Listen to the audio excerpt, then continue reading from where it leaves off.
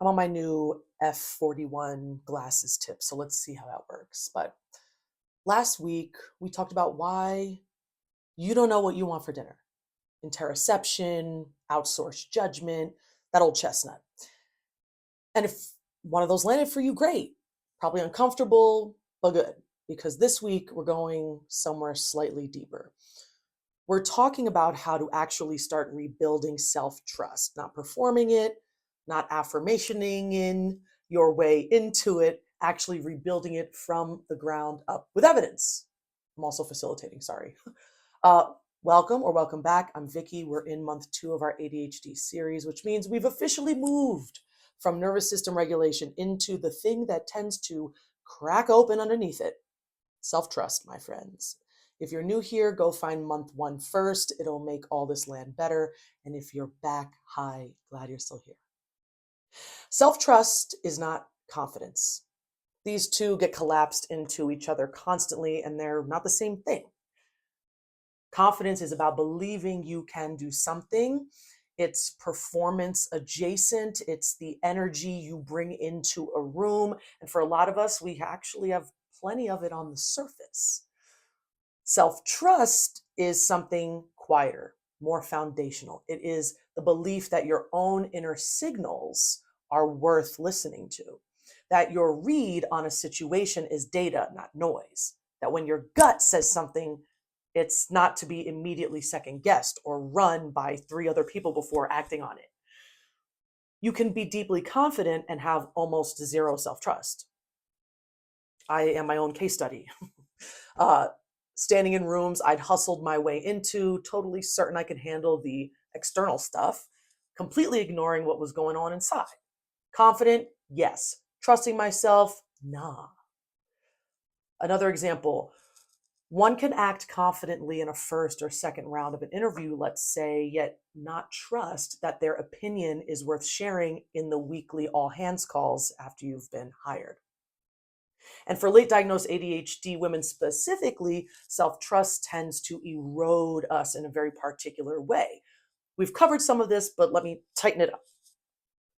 You may have been told early and often that your perception is unreliable, too emotional, too sensitive, overreacting, not paying attention, forgetting things, misreading situations.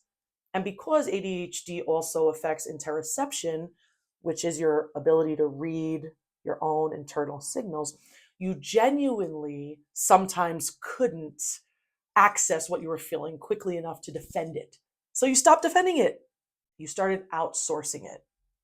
Okay. And here's a little bit of the heartbreaking tip. Let's be real. I see it in clients all the time. The outsourcing started as a smart survival adaptation. It made sense. You stopped trusting yourself because the environment kept confirming that you couldn't be trusted. It's logical. It's not a weakness, but it has a very long tail. And that tail is the quiet, chronic self abandonment that we talked about last week. So, how do we rebuild? Okay. You don't start with affirmations. Let's just be crystal clear about that. Not because affirmations are useless, they absolutely have their place. But you cannot affirmation your way into self trust if the underlying belief remains that your perception is broken. Your nervous system will simply reject the affirmation. Saying, I trust myself into a mirror or sticking post its around the house when your whole history and series of thoughts say the opposite, it builds dissonance, actually. So we start with evidence, small, concrete, unglamorous evidence. You build a case for yourself the same way you would build a case for anyone else, right? One of the most practical tools I use with clients, myself as well, for this is something called the lens shift process. It's linked in the description if you prefer a visual, but I want to walk you through it here because I think it's for real one of the most useful things I've ever put in front of myself, my clients, those with a particularly aggressive inner critic. Here's the premise. Our brains, specifically brains that have been in protective mode for a long time, are story making machines.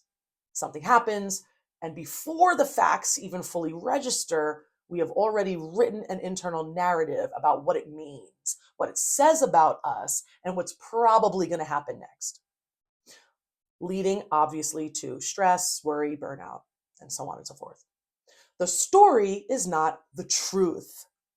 The story is the protective device. And when we've been operating from those stories long enough, we stop noticing that they're stories. They feel like facts. They feel like these are just the way things are. This is just who I am. This is just how I react. And when we start saying things like, that's just the way I've always been, the process is this for shifting that. Step one, identify the trigger.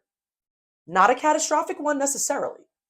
It could be something like a plan falling apart, a miscommunication with someone you care about, a moment where you made a mistake, something that brought up a strong emotional reaction, something where you felt your inner critic come online. Step two, you create two columns literally in writing. Story on the left, truth on the right, and you brain dump. You let the story side get as ugly as needed. You let it be dramatic and unfair and catastrophizing. I always do this. I'm such a mess. I can't be trusted with anything. Everyone's going to figure out that I can't hold it together. All of that goes in the left. Do not edit it. Don't be polite. The goal is to get it all out of your head and onto the page so you can actually look at it. Step three, for each story, then go to the right column and write the neutral truth, not with a positive spin, not the silver lining, just the actual observable fact that anyone watching the situation could verify. I made a planning error. I have diagnosed ADHD, and sometimes I don't set myself up for success even when I intend to. I skipped a step that I know matters. I still have enough money even though I did waste some. I'm still here and I can do challenging things. The truth is not comfortable, but it is also not cruel. The story is often both catastrophic and deeply unfair to you. The truth is usually much more neutral than either the inner critic or inner cheerleader would have you believe. Step four, challenge it. You look at what you wrote. Is this story true? What evidence do I have? Is there another explanation I haven't considered? You're not trying to talk yourself out of your feelings. You're trying to separate what happened from what your protective mind made it mean. Step five, we reframe. You see if you can rewrite the story in a way that honors the truth without punishment. Something like, I moved fast and skipped a step that I know matters. Next time, I build in a double check. That's it. Clean, neutral, actionable. No shame spiral. No overcorrection into toxic positivity. Two truths. And the somatic piece I'd like you to hold on to, hearkening back to month one. While you're doing this process, notice what's happening in your body. Are your shoulders up here? Is there tightness in your chest? Did your foot start tapping and moving? That activation is not a sign you're doing it wrong. It's a sign your system is processing something real. It means the work is landing somewhere, and we can use these clues going forward. If you do need to regulate alongside this process, crying is valid, movement is valid, EFT tapping, earthing, music, whatever helps your nervous system stay present and not shut down. Because the goal is not to think your way out of the story. The goal is actually to feel it, to name it, and then to gently, patiently start replacing it with something more serving. This is the beginning of self-trust. Not a declaration, not a mantra, a practice of catching the story, finding the truth, and choosing to believe the truth even when the story is louder. And I want to say something to close what I mean. This isn't a one-time exercise. It's practice. There will be moments where the story is so loud and so familiar that the truth feels thin. That's normal. Not a failure, just the work. The fact that you're here listening to this, building the framework, that's evidence too. Put that in your truth column. I am in the practice of changing it up. This exercise is linked in the description, as I mentioned. Walk through it with something real, something small, and let me know in the comments what you've noticed. We measure progress in the noticing. This is what I say all the time. It is in the slight shifts in internal language, in I typically go left and this time I went right. I usually say I always, but this time it didn't feel like I always. It felt like I used to. That's how we're measuring. So until next time, ciao for now.